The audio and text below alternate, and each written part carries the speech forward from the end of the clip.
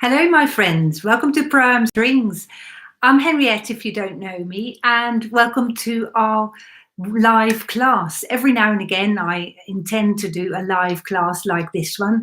That is an opportunity for you as my audience to connect with me and to say hello and to ask any questions that you might have. And that is different from when I make the videos. Of course, I think, what will my customers enjoy watching, but it's very different when we can have a proper conversation. So welcome. It's lovely to see so many people here today. Let me, before we set off, just tell you a little bit about how this works. I imagine that you have a chat box to the right of your screen, and at the bottom you can write some comments, and I shall do my very best, not all at the same time, to read those comments and to respond to your questions. So you can write it in there, and some of you have already said hello from where you all are, so that's lovely to see.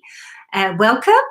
And if you haven't already done so, please just experiment with using that chat box and writing your name and where you live in there. It makes it all a little bit easier if we are just free to share any information. So that would be lovely for me to see where you all are and for you to become familiar with how this process works. So just write in the chat box, hit the send button, and it will be there for all of us to see.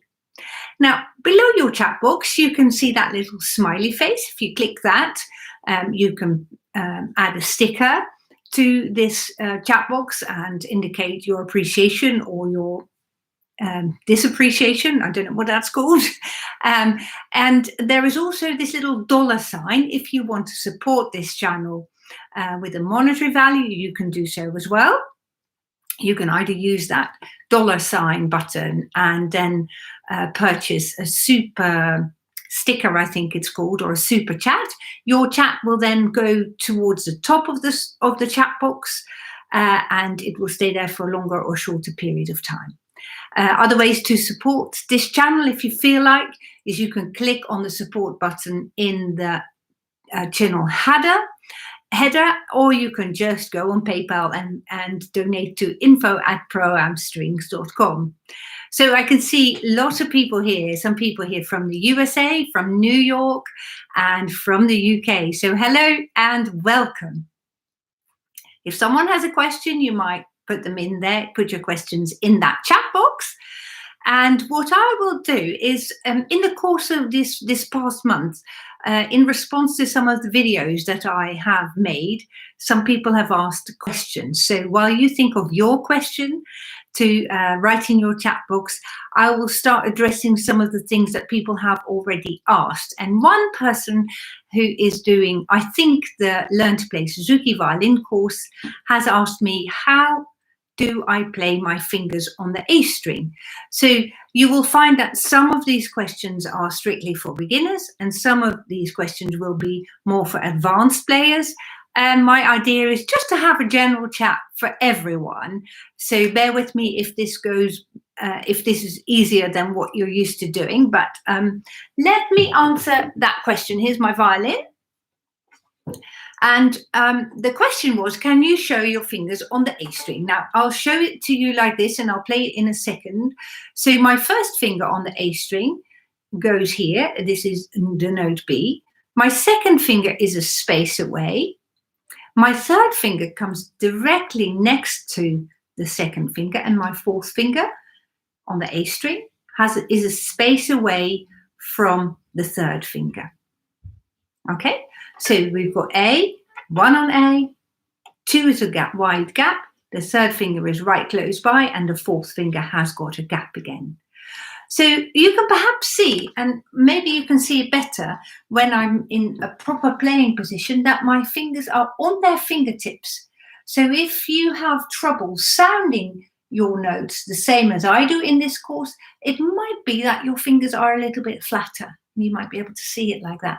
So in that case, see if you can get on your fingertips, which helps if you bring your elbow under your violin a little bit more.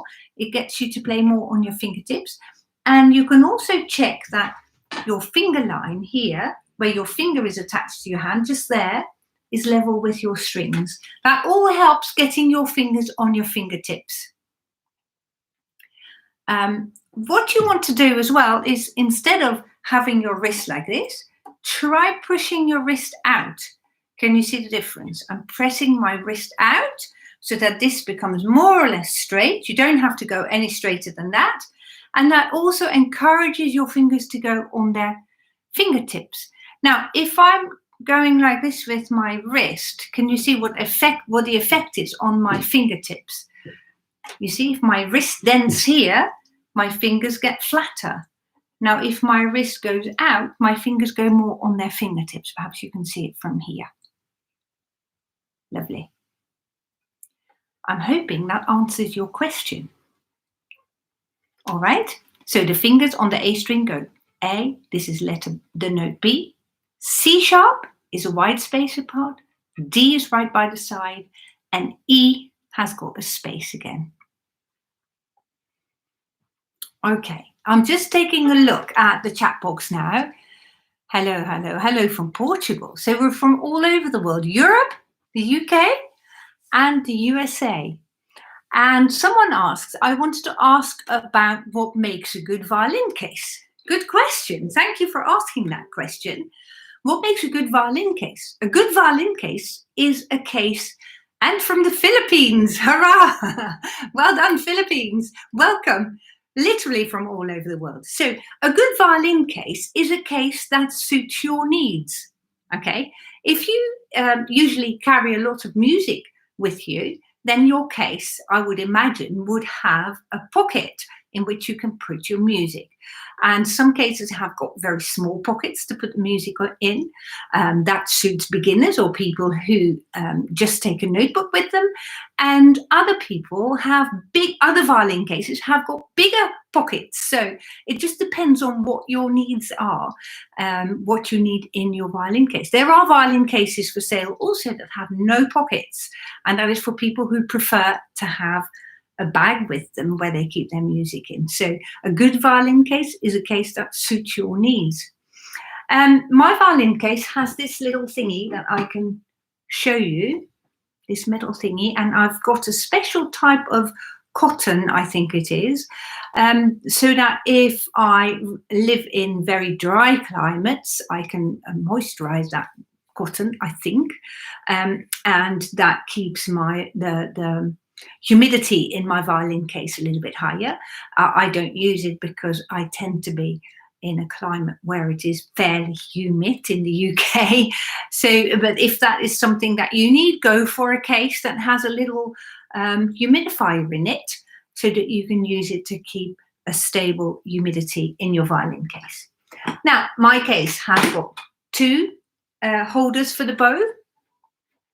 If you have one bow and you don't intend to use more than one bow, then one would be enough. And there are other people who may play the viola as well, or who use more than one bow, for instance, a baroque bow and a performance bow and a study bow.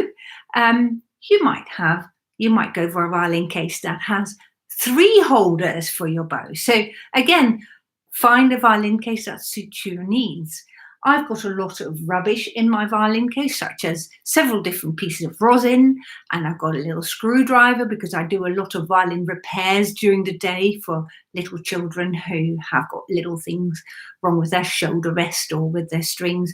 So I've got some repair sets. So I've got lots of pockets in my violin case, but if you don't intend to take a lot of stuff with you, then you might just have one little pocket where you can keep a small pencil. Mr. Matthews, I hope that's answered your question. Has anyone got any more questions? Good morning from Tennessee. Yes, good morning to you, because I think it is morning where you are. Here it's late afternoon. So I've been trying to schedule this lesson at a time when most people can come. I think that Australia is now sort of late evening, isn't it? So you will find that I do these classes occasionally, and I do them at different times to suit different people. Okay, someone has asked me a very valid question, whether I can show them how to play in a sitting position. So if you're here, the person who's asked this question, I can't remember who it is, but someone asked this question in the comment section of one of my videos. I happen to be sitting down, and I'm hoping you can just see my chair like this. Okay, I'm not sure that that's going to work properly. Let me see if I can sit in a different position. So when you play in a sitting position, you want to have space for your, can you see it like this? Yes. You want to make sure that you've got space to bow. So sorry you can't see my face right now, but what I want to show you is that some people sit with their legs a bit wider so that when they're going to play, that arm is going to be in between the legs. Other people prefer to play more like this, so that you bow on the side, by the side of your leg. Okay. So, and then there's always the question, when you play in a sitting position, you want to make sure you sit on the edge of your chair, so you've got a very active seat. And then you want to make sure that you don't hit your leg with your bow. You see, that is the one thing in a sitting position. So either you sit with your legs slightly to the left and you bow on the side of your leg here, or you spread your legs and you play in between your legs, whatever suits you best. I think that is the most important thing when you are playing in a sitting position, is that you sit on the edge of your chair, so you get a much more energetic seat. So what else is there? When you sit in a chair, you want to make sure not to lean back, because when you lean back, your whole violin position gets different. So that is also one of the reasons why you sit on the edge of your chair, is that you've got much more a seat and a body posture that reflects more the way you stand, because standing up playing the violin is always the most preferable position, because your shoulders are more relaxed and you've got more space for your arms to move. I'm hoping that has answered your question. Let me just have a look at that chat box. A question about rosin. Expensive, better for beginners. Perhaps, I take it because it's from the same person, that your question is what sort of rosin you should use. Is expensive rosin better for beginners? You might expand on your question a little bit more. There are various types of rosin, and the more expensive you get, the easier it transfers from the block of rosin onto your bow.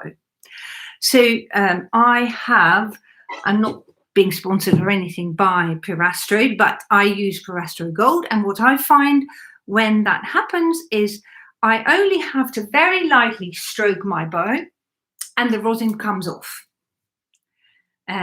So I do it like this, and then very quickly I've got enough rosin, because it comes from the block of rosin very easily onto my bow.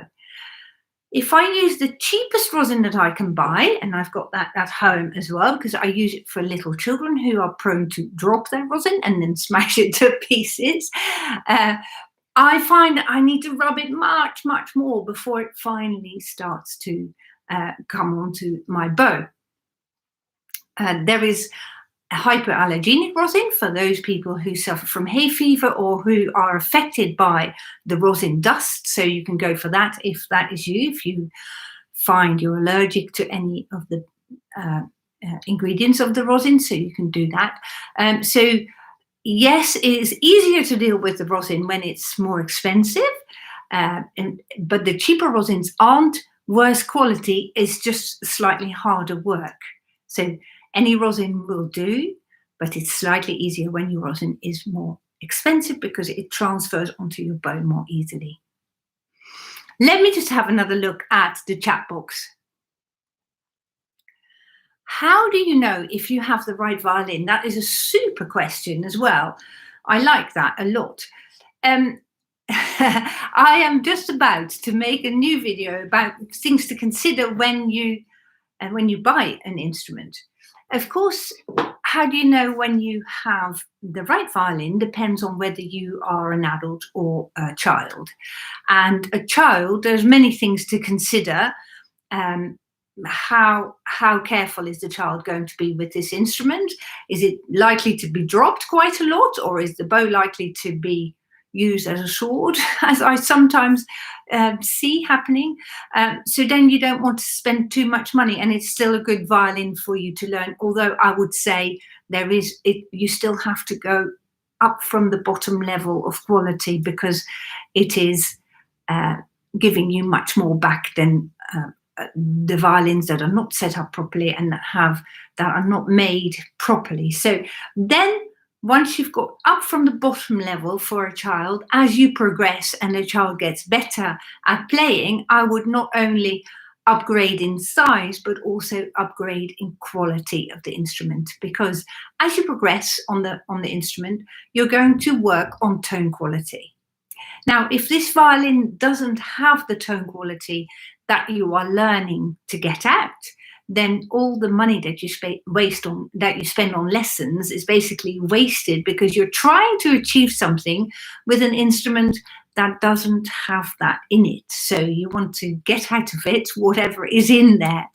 So it mustn't be too cheap. But most importantly, an instrument must be set up correctly. And what does that mean?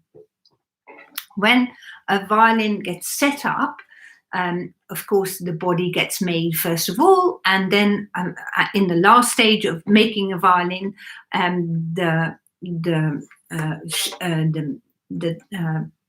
fingerboard and the tailpiece will get on, and then a bridge will be cut to fit the violin. Now you can see that the fingerboard is in such a way placed and angled that right here the string doesn't really touch the fingerboard. If it touched the fingerboard, you would hear a clattering sound that wouldn't sound right. It mustn't be too high though, so the strings mustn't be too high above the fingerboard, because otherwise it's really difficult and hard work, and you need a lot of strain in your fingers to press the strings down. So it's quite important that your bridge fits the curve of the violin and the height of the fingerboard really precisely, so that you don't have to make too much of an effort to press the string down right here. Yet you have got a couple of millimeters of space between there. So even when you bow and you put a little bit of pressure on your strings, it's not going to touch the fingerboard there, you see. So that is the way it needs to be set up. Some other slightly more advanced considerations are, when you start to play double stops, you should be able to play one finger on two strings. Now your violin maker will be able to adjust the width of the strings on the bridge here to fit each individual hand, because you can imagine that some people have got thinner fingers than others, so they need their strings slightly closer together than others. So when you get to a more advanced level, the setup of your violin needs to be even better than when you are a beginner and you're also learning to play one finger on two strings, but it really doesn't matter as much, you see. If your strings are too far apart here on the bridge, you cannot play one finger on two strings. So playing chords or double stops becomes a whole lot more difficult. Now, of course, there are very many other considerations. Which instrument is correct for you? First of all, your budget. It needs to fit your budget. Then it also needs to fit your playing style.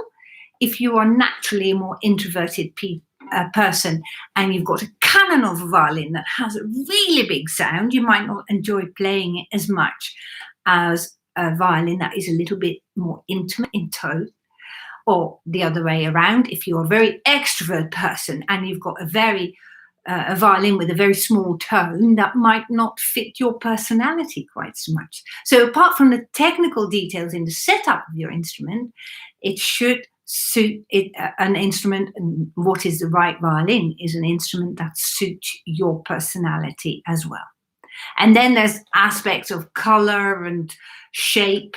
Once you start to look properly at instruments, you can probably already see my violin's quite orange if you compare it to the two violins in the background here.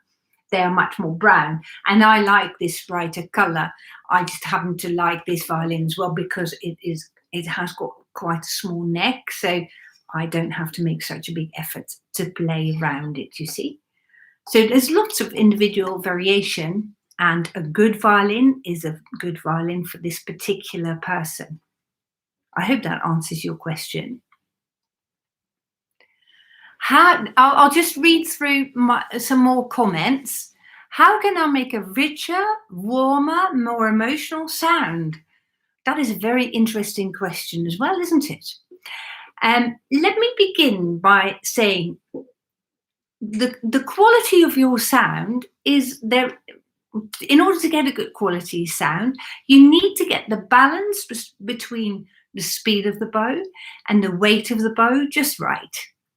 And if one is stronger than another, say the weight is stronger than your speed is faster, you get a more sort of crunchy sound, a little bit more sort of aggressive, more sort of screechy almost.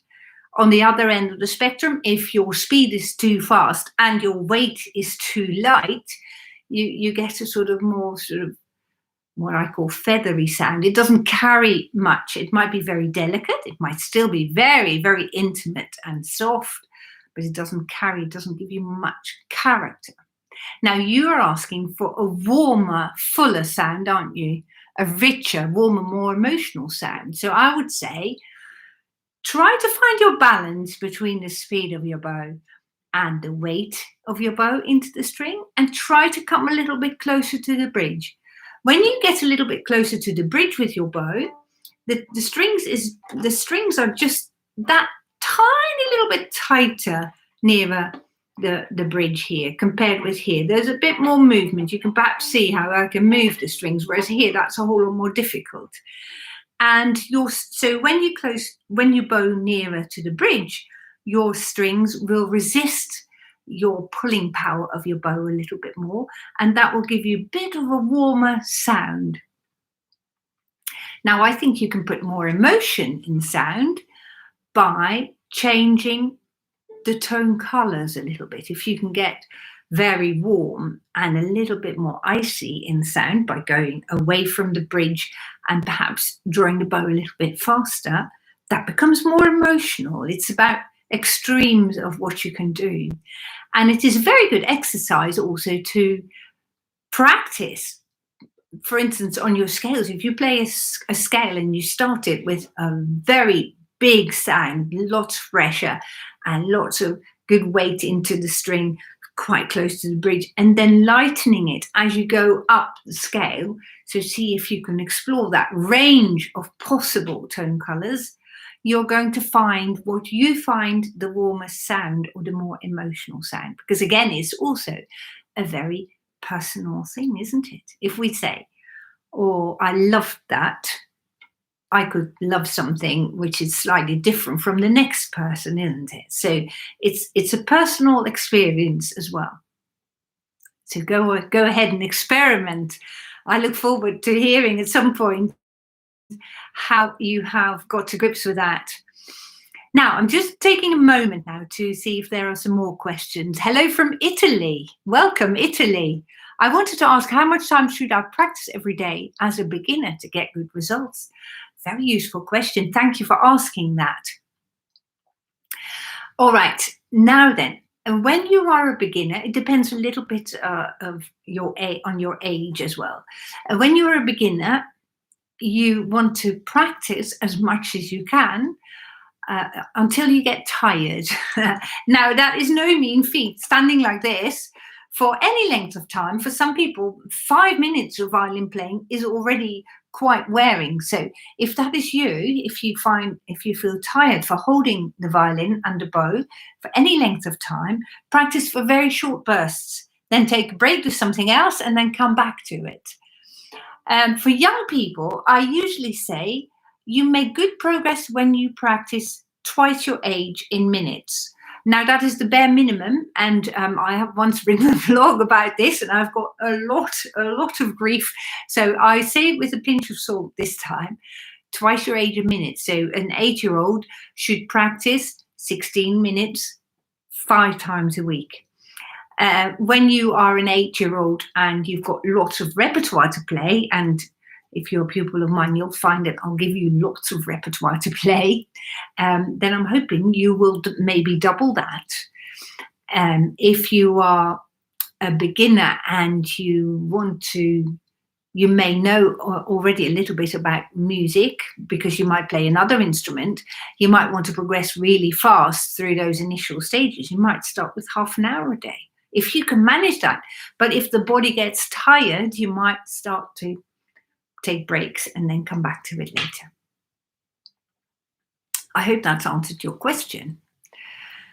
Sam asks, if I want to learn Irish music and I'm studying with the Suzuki book, when should I switch to Irish music? That is a very useful question as well. I would say as soon as you have finished book 1, you've got a good grounding in the general technique, and then you can play alongside. You can still continue your Suzuki book 2 as well, couldn't you? And you can play your fiddle music alongside it. Now, in fiddle music, and also some of my students sometimes ask me about pop songs and things, or songs from shows, that sort of repertoire, you might find that that music is much easier to play than the classical repertoire that you find in the violin tutor books. So parts of your Irish fiddle music you find you can already play after a couple of lessons. However, the Irish fiddle music is sometimes very fast, and there is the discrepancy there. You might be able to play it, but maybe at a slower pace. And when you want to play the Irish fiddle music at a proper pace, you may need to just wait a little bit longer, maybe until you've finished the second Suzuki book. But you are then way beyond the finger patterns that you need for the Irish fiddle music in your left hand. That's usually a lot easier, but it's the speed that will hold you back a little bit. So let me have a look at another question. What should I include in my violin practice to ensure I make progress? I do not have a teacher. What should I include in my violin practice to ensure I make progress? I tend to give my students pieces to play that they really like, because I'm hoping that when they play pieces that they really enjoy the sound of, it makes them come back to it more easily. The violin is a bit of a difficult instrument to keep going, unlike the piano, for instance, which is just there. You can walk into your room and sit down and play on the piano, whereas the violin, you tend to have to unpack and then tune up and then rosin your bow. So it takes a while before you get going. So one thing that you can do is leave your violin out so that you pick it up very frequently. If you then play lots of pieces that you really enjoy playing, I'm hoping that you spend longer playing the violin. Now, I personally am one of those teachers who really likes to include scales as well, because my view is that if you play scales, you have time to slowly consider all the techniques, learn about the left hand, learn about the bowing technique, and you can just take your time playing the scales, so that when you come to play similar passages in your pieces, you already have some basic knowledge of those patterns and the bowing patterns and left hand patterns. So do try to include some scales if you can as well. And you might think about taking a look at my course that I'm just releasing right now, Learn to Play Violin Music Notes, where we talk about keys in music. And I've got examples there of pieces of music and I'll tell you about what keys they are in, because you can view each piece of a selection of scales and arpeggio patterns, and the composer just has chosen certain notes from those keys to make up that piece. So if you know those keys, those scales and arpeggios, it will make your playing easier, and you've got a good background, and it saves you time in the long run as well, because there are many pieces written, for instance, in the key of G major. So if you practice the scale and the arpeggio of G major, then you're going to benefit from what you've learned in that scale on all your pieces in that same key, you see? So that is what you can do, and practice very frequently. Short and sharp and very frequent, I always say. So I hope that's answered your question. I'm just going to look in the chat box again. Tips for bowing straight. Gosh, you guys are all asking such relevant questions. Thank you for that. Yes, good tip for bowing straight. First of all, to people who don't play the violin, they always think bowing goes like this, to the side. But actually, we as violinists know that violin playing, the bowing goes forwards and backwards. And that is one of your key strategies that you might use to bow straight. I'll show you what that is like. Look, if my arm goes to my side, can you see what happens to my bow? Now, my aim is to play the bow parallel to the bridge. Can you see that? Now, where have I got my arm? Almost straight in front of my body. Can you see that? Whereas before, I was there almost to the side of my body. Can you see that? So a straight bow is a bow that moves forward. And I'm hoping that answers part of your question. Now, this is not the whole answer to this question because it depends on the angle of your violin. If you play with your violin here, then you're more likely to be able to play with your arm more sideways, and it is not good. It doesn't give you good sound. So instead, what I'd like to do is get my violin up. I just slide it on my collarbone here until it has a 45-degree angle, like here. So not straight in front, not completely to the side, but about in the middle. And that gives you good scope for your bow. Can you see? Now my bow is fairly straight. And my arm, if you can see, is almost in front of my body. Can you see that? So that is what you want to explore a little bit. There are people that come to me, players that play with their violin almost to the side, which means that for a straight bow, your arm would have to go further forward and almost to the left of your body. Can you see? To get it straight. So this is all integrated. It's all got something to do with one another. So in order to work on your straight bow, you might want to work on the way you hold your violin, first of all, and from there sort out your bow. But some bowing straight ahead, forwards with your arm is a key idea that you might want to incorporate in your playing. That was tips for bowing straight. What age do you change your second violin? What age do you change your second violin?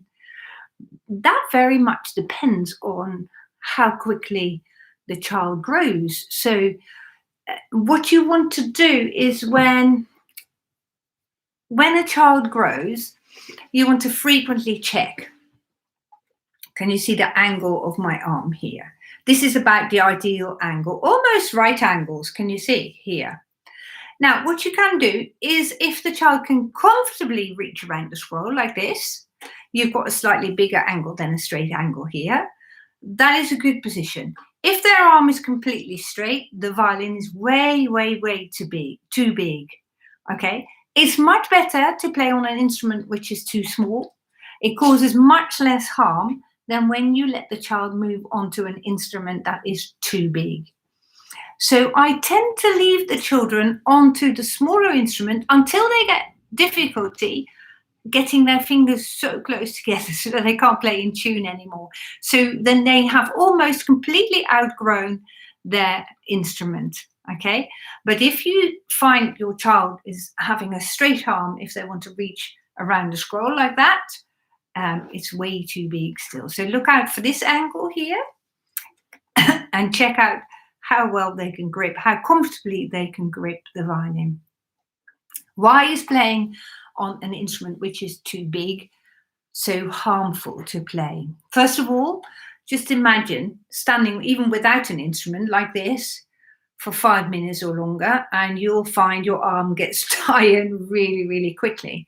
Now, an instrument which is too big is not only the strings are not only too long, but also it is much thicker and chunkier, and it's much heavier. So if you find, try with an exercise weight or a tin of beans in your hand and try to stand like that for any length of time, that gets wearing very, very quickly. So it's not only the size, it's also the weight of the instrument, which is tricky to hold if it's too big for a child. So leave them on the smaller violin until they get trouble getting their fingers in tune. If the fingers are all really squeezed together, that's time to move on to the next instrument. Here's another very useful question. Thank you for this question. What can I do if fingers get wet when playing? And that sometimes happens when it's very warm, or when you're a person that is very easily perspiring with the fingers. Washing your hands very frequently is one thing, but when you have orchestra practice, it is not always practical. What you can do is spray a little bit of deodorant on your hands and then wipe it off really nicely, and it stops the sweating a little bit. Simple trick, but it helps sometimes. Not that much, because there's sometimes is alcohol in the deodorant, not that much, so it affects your violin, and you mustn't, if you've done that, mustn't touch the violin like that, because alcohol in your deodorant will dissolve the varnish of your violin. But if you're sort of a measured approach, little bit, and then wiping it on your legs or on your sleeves like that, sometimes does the trick. All right. Oh, here's another very, very useful question. God, you're all completely tuned in, aren't you? Well done. How do you know when it's time to change the strings? Now, that is a very good question. I happen to have new strings, so I can't show you. But what you do is you pluck the string like that, and then you look at how it vibrates. Actually, you can see that the string expands and then comes back in. Now, a string which is out of tune, and unbelievably, strings can go out of tune themselves. You will see when you pluck it like that, it expands, goes in and expands again. And that's the time to replace your strings. Let's see what my other strings do. You see, this is also a fairly new string. It goes out and straight back in. That's a good sign. This one then. Now, my A string is slightly older. I can't remember when exactly I've changed them, but it sounds a little bit duller. It hasn't got the right ring to it. Can you hear that? I'm not sure if you can hear that. Okay, it goes in and straight, it goes out, it expands and goes straight in. What about the E? Look, this one, this is my newest string. It rings on for quite a while, doesn't it? Listen to it again. And it still keeps going. And now I can't hear it anymore. So it needs to have a long ring. You listen for how long it sounds. Then it needs to expand and go back in, rather than wang, wang, go like that.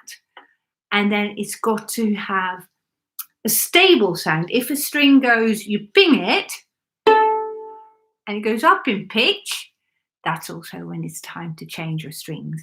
Now, a good habit is when you fit a new string, do not fit them all four at the same time, because you have a nightmarish time tuning a violin. So we tend to change one string, then wait for another 2 weeks or so until you've played that in and it sounds less harsh, because new strings always sound a little bit scratchy. I don't know if you've recognized that.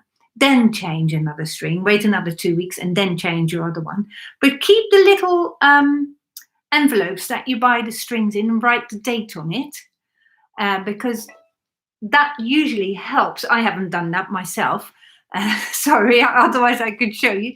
But it's easier to remember that way when you last changed this string.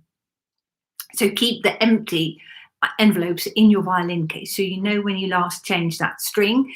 And it depends very much on how long you play per day or per week. But on average, I would say most people would change their strings once a year or something. Same with replacing the hair of your bow. Replace it every sort of year or year and a half, depending on how much you play. And when you feel like you need to rosin your bow more and more and more, and the bow doesn't seem to rosin anymore, then it's time to replace the hair on your bow, to have your bow rehaired. I'm just going to have a look at the chat box again. How should we practice to ensure that we're not out of tune and be pitch accurate? It's sometimes hard to hear. Yes, I do totally understand what you mean. If you find that difficult, try singing along much more. Now, this very simple exercise is whenever you hear music played, when you switch on the radio or the telly, you hear music, try to hum along with it. It improves your sense of pitch. If you go to the supermarket and there's background music, quite often they are songs you know, hum along with it. And that has a remarkable influence on your violin playing as well. Now, once we come to violin playing and you find you're playing out of tune quite badly, pick songs that you know so that you can sing along. Because we want to, in violin playing, because we haven't got frets like we have on the guitar, we want to already imagine the different notes and how they sound in our head before the finger presses down the string. So if I play my first finger and then play the second finger, I want to imagine and sing in my head already what that second finger is going to sound like. So singing along in your head is absolutely what is required. And like I said, you can practice that by humming along to any music that you hear. If you're in your car, sing along with all the songs that you hear. It's going to have an effect on your violin playing. I'm hoping that answers your question. But if you find that impossible to hear, I've never in my whole career come across anyone who was what people call tone deaf. I don't believe in the word tone deaf. I don't think it exists. But if you can play Happy Birthday on your birthday, you can learn to play the violin, okay? But it's that habit of connecting what you play with what you sing in your head. And that is the key to your success here. Let me have a look at another question. I am such a beginner. I have a question. What causes a whistly sound on the strings? Yes, that is actually on my list of questions. What causes a whistly sound on the strings? Sometimes you hear that, don't you? I wish I knew the real answer to that. There are several possible causes. You get it quite a lot when the weather changes and when you go from very dry days to very rainy days. The strings respond to the atmosphere, to the moisture in the atmosphere, and sometimes it just kicks and it won't get a good sound. So that might be one cause, and there's nothing you can do about it, sadly.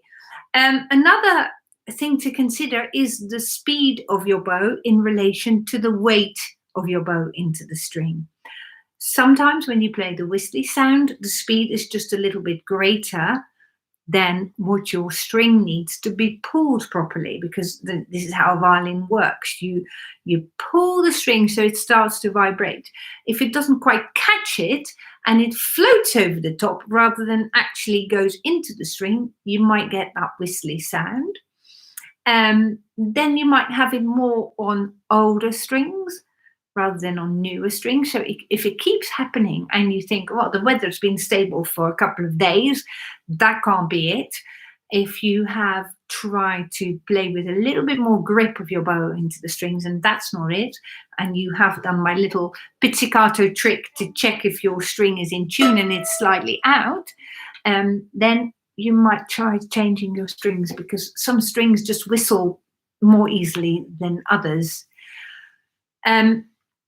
Sometimes you get that whistly sound as well when you play string crossings. When you come on, let's assume that your string whistles on the E string, because that is usually where it happens. Sometimes the string crossing isn't, I would say, firm enough. That's not really the right word, but it doesn't quite catch the new string, the E string. Mostly it happens.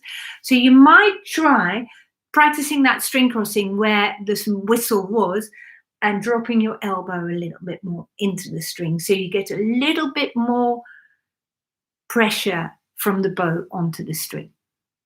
Let me know how that goes. Would be interesting to hear, to see if you get fewer whistly sounds. I'm just reading the next question.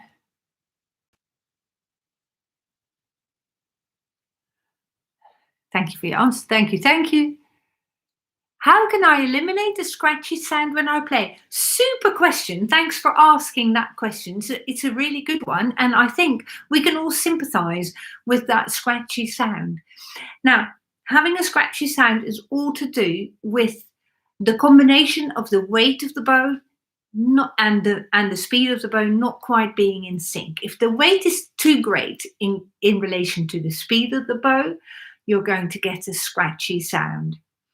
Okay, so what you might do is play with some more speed of the bow. So you want to move it more quickly, and this is also this is also related to another question: how much bow should I use? I am a great advocate of using a lot of bow all the time, especially when you're a beginner. Try to use all of the bow, and that ensures me that you've got a good speed on your bow. If you bow very short bows, you're not going to go very fast, and you're very likely to have more weight in the string than you can. But as a beginner, it's not so easy not to play with so much weight in the strings, because we always say drop your shoulders and play with your arms low. So we tend to be really light on the string, and that doesn't give you good sound, you see. So it's good if you've got the weight. Perfect, so long as you're not pressing it into the string. That's a very different quality of pressing that bow into the string or resting the bow and hanging it off the string. You can perhaps see that when I see it here. Look, if I'm playing like this, I'm really squeezing that bow. Can you see the stick? The stick goes down onto my strings because I'm squeezing it really hard. I'm pressing it down. That doesn't give me good sound, you see. However, if I relax all of this and I hang off this string, I still get the same resistance of the bow on the string, but it gives me much better sound. So try hanging off the string and try using more speed on your bow. That should help you get rid of your scratchy sound a little bit. So I'm hoping that's answered your question. Let me just have another look now, shall I?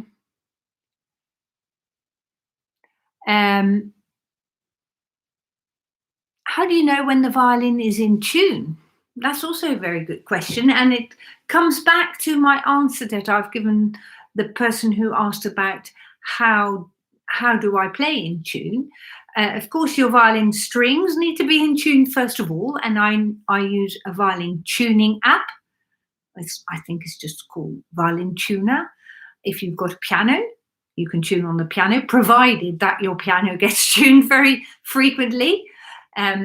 You wouldn't be the first person to try tune the piano, tune to a piano which is horribly out of tune, in which case your violin is not going in tune. So if you haven't got a piano or pitch pipes, or use a tuning app. And there are even these tuning devices that give you green light or a red light, depending on whether you are too sharp or too flat. And that will help you get to tune your violin. Then when you play in tune, when you sing the tune along in your head, you will know what the tune should sound like. And many beginners find that very, very tricky to know what the tune does sound like or is supposed to sound like. And therefore, you might try to use a violin method that has a CD with it if you haven't got a teacher who can play it for you. Okay, so if you know what a song should sound like because you've listened to the CD, it makes it much easier because you can imagine what this next note is going to have to sound like, you see, and you can sing it along in your head. And that way you adjust your fingers so that it sounds just like your head tells you it should sound. Now, we come automatically to the next question of someone who asked, would I encourage or discourage the use of tape on the fingerboard to mark the first position? And I would absolutely categorically discourage using the tape, because it stops you from listening. And it might be the long way round, but if you get into a habit of always listening to what you play, and very much difference in quality of listening between person A and person B. But if you encourage right from the word go to listen to what you actually play and connect it with what you are supposed to hear or what you think is right, then you can find those positions quite easily. Again, I've said you might have some guidance right in the beginning that I always say to beginners, put my pretend finger right here and then your back right. If you pretend my finger is there, you're backed in the right position with your first finger, and then have a gap. Your third finger is close, and then have your fourth finger. If you start with this basic pattern, you might go out slightly, but not too badly. And then you play songs that you know, i.e. nursery rhymes. They're the perfect way to learn to play the violin because we all know what they sound like. They're usually quite easy in that they don't have big leaps between notes, so they go like scale patterns, one note up at a time. And that way you can train your fingers to stay there.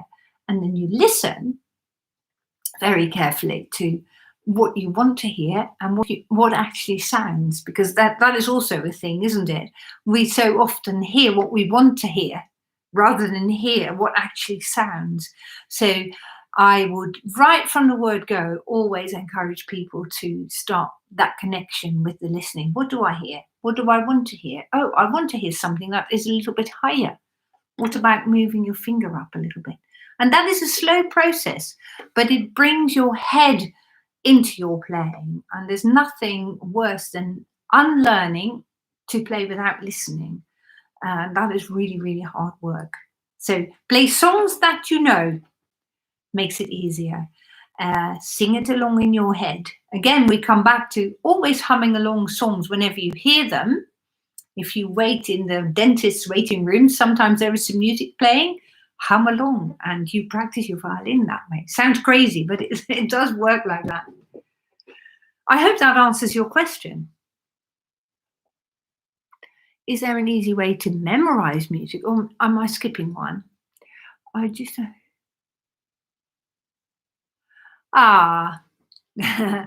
Hello from Perth. Hello, Perth, Australia. That is a very nice comment. Thank you very much. Is there an easy way to memorize music is the next question. Good question. Now, memorizing, in my view, is very much a habit. And there are ways of different ways of memorizing. And I've come over the years, to realize this. When I was in primary school, we had to learn a psalm every week. Every Monday we had to memorize the words of this psalm and we had to come to the teacher's desk and recite the words. And I thought that was the most pointless exercise, other than learning words that you didn't really know the meaning of anyway. But it trained my memory, and I've come to realize that many years later that I can memorize things very easily now, thanks to all my years in primary school having done that, memorizing something. So I would encourage you to memorize. I encourage all my pupils to memorize a little bit every week. And if you start with memorizing 2 bars in week 1, in week 2 you think, oh, 2 bars is a doddle, I can do that. I can try to learn 3 bars. And so you go on. After a year, you can suddenly memorize a movement in a concerto. And it is the best thing ever, because you know that the techniques that you learn in your piece are completely integrated, because you can reproduce them without having to be prompted, you see. So start with something very simple. Start with a song that you know and see if you can memorize the beginning. Even the starting note's quite difficult sometimes for some people to memorize it.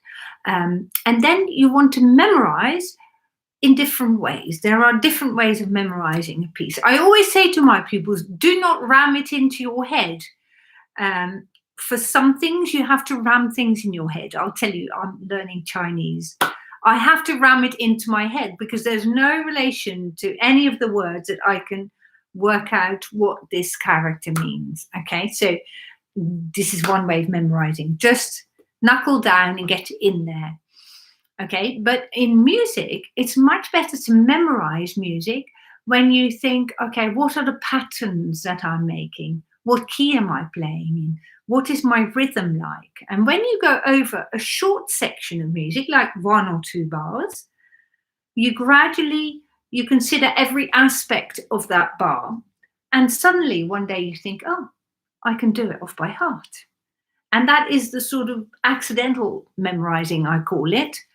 That is a much better way of memorizing than just sitting yourself down, knuckling it down, and get it into your head.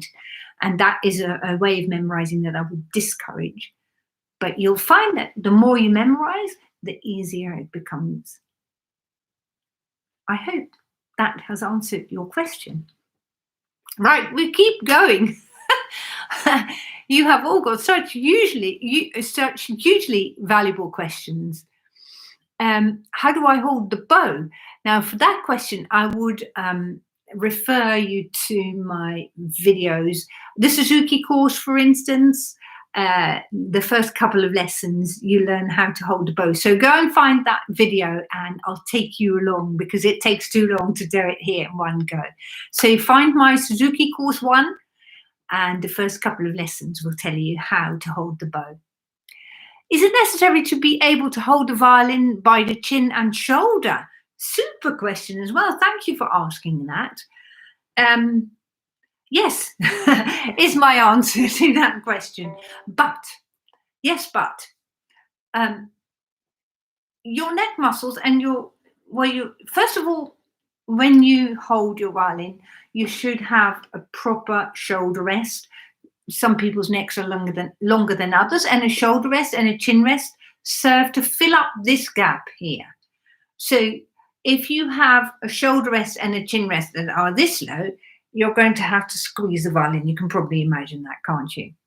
Okay, so make sure you've got a proper setup here, shoulder rest and a chin rest that match. And then you'll find you don't really have to grip much with your neck to fit that, or you don't really have to lift your shoulder up to grip that. So that is one thing. That makes it easier to hold your violin. Okay, and then I practice this because you want to try and make the muscles at the back of your neck stronger so that they can hold the violin without having to hold it up with your hand. And the reason for that is sometimes you need to change positions and you need to really hold the violin with your neck so your hand can freely move, you see? But it's not always, because your neck might get tired if you do that all the time. So when you play open strings, you can take your neck away and just have a little bit of rest and even a little move of your neck, okay? So yes, it's very useful if you can hold your violin with your neck and shoulders, but you don't have to hold it up all the time, just when you move positions. Right, now you have got so many questions still. I'm going to just read through and I'm going to answer one more question, if that's okay with you. We will very soon do another one of these question and answer sessions because I really enjoy doing them and meeting the people that watch my videos. So thank you again for being here and connecting with me and connecting with my YouTube channel. So that is really, really nice. So one more last question. Let me see. E string, no G.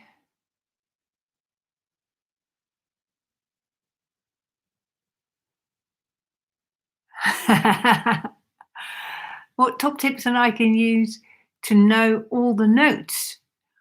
Oh, now I've got 2 questions that I pick out, and those are really the last 2. I'm beginning with this last question. What top tips that I can use to know all the notes? That's a good one. And I refer to my Learn to Read Violin Music Notes course. There you learn all the notes. And it also tells you that all the notes go like the alphabet. A, B, C, D, E, F, G. And then in music, we've said we don't go further than G. We start again from the beginning of the alphabet. So after G comes an A again. And that is a basic principle that you will need to adapt. So use the alphabet. Then you want to find out, and this is what this course shows you, all the letter names of the notes on the different strings.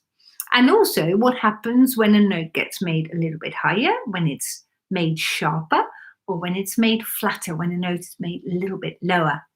So I refer to my new course, which is currently being released. What's it called? Learn to Play Violin Music Notes. Now, there was one other question. I tend to grit my teeth as I play and have to stop, remind myself to relax and start again. And that is very common for beginners. And that is a very sensible solution. Yeah, well done. So take note of what I said with the neck muscles as well. So you don't grip it all the time. When you play open strings, you can just hold your violin with your left hand, not with your neck, but then see if you can start to relax it. You have made the first step in the right direction by recognizing that you are gritting your teeth. So brilliant, good analysis, and that is the way forward. Now, there was one more last thing that I wanted to show you. Can you teach how to change finger on a string? For example, the E string note G sharp played with finger 2, but then I want to play it with finger 1. And this is called changing positions. Now, you are obviously a little bit further advanced already. Well done, very good. And in position changing, there is the golden rule of position changing. And that golden rule of position changing says change with the finger last played in the original position, which is this one, the second finger, as your first note in the new position. So look what happens. I'm going to play this first, and this is going to be a 2-2 shift. And then you take this finger away. And that is to promote that when you shift, you use all of this. Can you see? We'll go up and down like that. And it's not just my finger that moves or this finger that moves underneath there. You see, that's what we don't want. We want to move to the new position with the old finger first. And then take this finger away, and you'll find that your first finger is in the right place. A little bit about position changing. And this is one of those subjects that I want to do some more videos on at some point. So watch this space. It might happen someday. All right. Thank you very much, guys, for all your very useful questions. It's been a pleasure answering them. Keep watching all my videos, and we're going to leave it here for today. So thank you so much for being here today and for supporting this channel. If you want to support this channel financially, you can do so by going onto PayPal and make your donation at info@proamstrings.com. You can also find a link, I'll put it below this video as well, that you can click and it takes you straight there. Or if you look at the channel header, it's called, where it says Pro Am Strings Violin School, at the home page of my YouTube channel, there is a donate button in there as well. So thank you very much for coming along. It's been my great pleasure and lovely to see you. Thank you, and bye-bye.